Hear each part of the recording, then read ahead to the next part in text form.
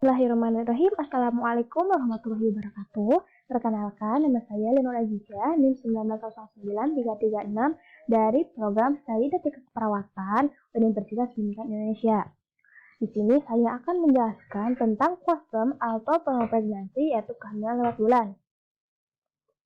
Kehamilan postpartum dapat disebut juga dengan kehamilan serotonus, kehamilan lewat waktu, kehamilan lewat bulan atau prolonged pregnancy, extended pregnancy, post-death atau post-baptism atau pasca mortalitas.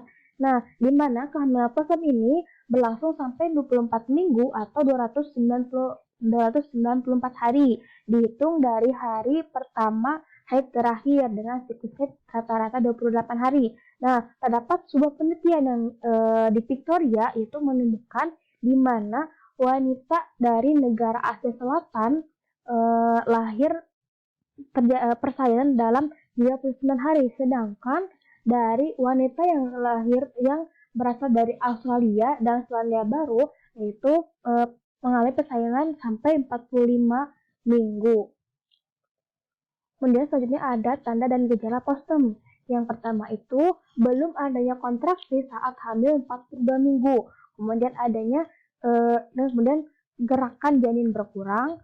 Yang ketiga, volume cairan ketuban yang berkurang sehingga menyebabkan penurunan ukuran rahim. Dan yang keempat, cairan ketuban tercampur atau ternodai dengan mekonium. Mekonium ini adalah feses pertama bayi yang dikeluarkan oleh bayi. Nah, hal tersebut dapat dilihat ketika saat air ketuban pecah. Nah, kemudian ada pun di sisi lain ya, ciri-ciri bayi yang terkena atau cairan ketubannya itu terkena dengan mekonium. Nah, yang pertama itu kulit yang mengendur, bersisik dan kering. Nah, bersisik di sini bukan seperti ikan ya, ibu-ibu semuanya. Nah, jadi bersisik di sini tuh seperti kering gitu. Coba ibu-ibu bisa lihat saya sendiri, ketika kulit kita kering itu seperti itu pecah-pecah ya ibu-ibu. Nah, itu ketika kita diusap oleh tangan gitu terasa kulit kita itu seperti bersisik ya ibu ya. Nah, kemudian ada pun tanda postpartum dapat dibagi berdasarkan 3 stadium ya ibu ya. Yang pertama itu stadium 1. Nah, di mana kulit menunjukkan kehilangan pernica seosa atau jaringan lemak yang ada pada bayi. Nah, di mana hal di sini dapat dilihat dari kulit kering, rapuh, dan mudah mengelupas. Kemudian stadium 2, gejala di atas, gejala yang stadium 1 disertai dengan pewarnaan mekonium. Nah, mekonium itu apa? Ya tadi ya Ibu ya, feses pertama bayi. Kemudian ada stadium 3 yaitu terdapat pewarnaan kekuningan pada kuku, kulit, dan tali pusat. Selanjutnya ada faktor penyebab postpartum. Yang pertama itu adalah pengaruh progesteron. Nah, progesteron ini sangat berpengaruh pada hormon progesteron ini yang berpengaruh pada proses kehamilan dan persalinan, di mana jika adanya penurunan hormon progesteron ini akan menyebabkan terjadinya kehamilan lewat bulan. Nah, kemudian ada teori oksitosin. Nah, teori oksitosin ini adalah hormon yang berperan penting dalam proses kehamilan ya ini ya. Nah, jika adanya penurunan oksitosin juga akan menyebabkan kehamilan lewat bulan juga. Nah, penyebab yang ketiga adalah teori kortisol atau adrenokortikotropik hormon atau ACTH pada janin. Nah, di mana jika tidak adanya kelenjar hipofisis pada bayi, maka akan menyebabkan kehamilan lewat bulan juga ya. Kemudian adanya saraf uterus. Nah, normalnya ada tekanan pada ganglion yang akan menimbulkan kontraksi otot. Nah, ketika akan melahirkannya. Nah, jika tidak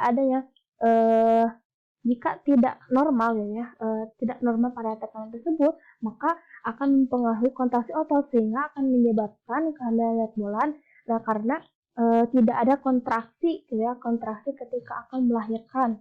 Kemudian ada faktor herediter. Nah, faktor herediter ini adalah faktor keturunan. Nah, jika dari ibu mempunyai keluarga atau memiliki keturunan kehamilan lewat bulan, itu bisa jadi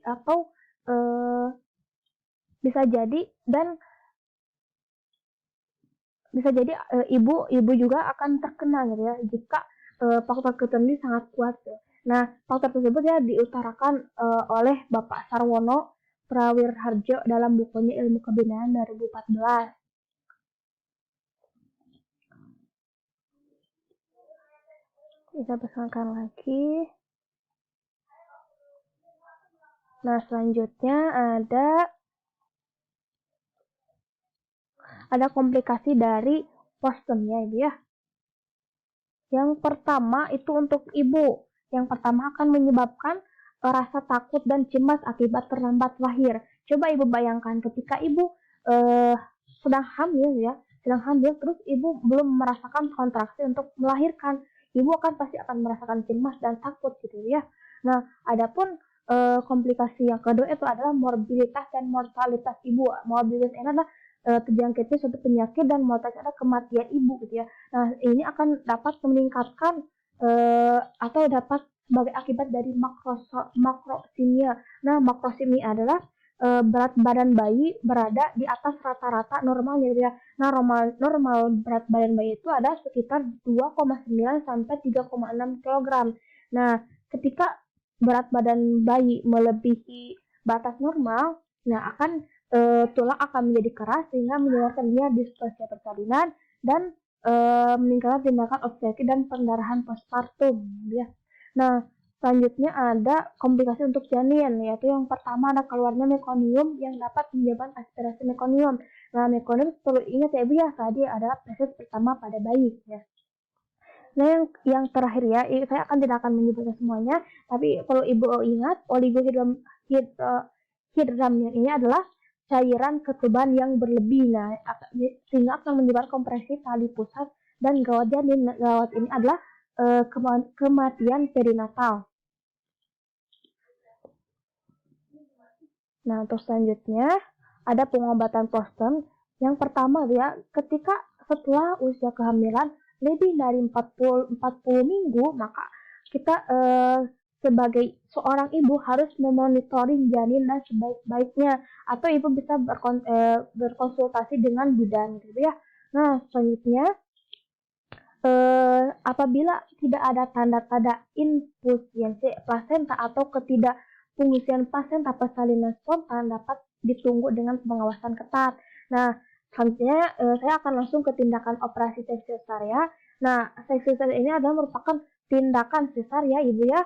Nah, tindakan ini dapat kita pertimbangkan dengan melihat yang pertama infusiensi plasenta dengan keadaan serviks belum matang. Nah, infusiensi plasenta ini adalah ketidakfungsiannya plasenta gitu ya dengan serviks belum matang. Kemudian pertimbangan yang kedua itu pembukaan yang belum lengkap, persalinan lama, dan terjadi gawat janin.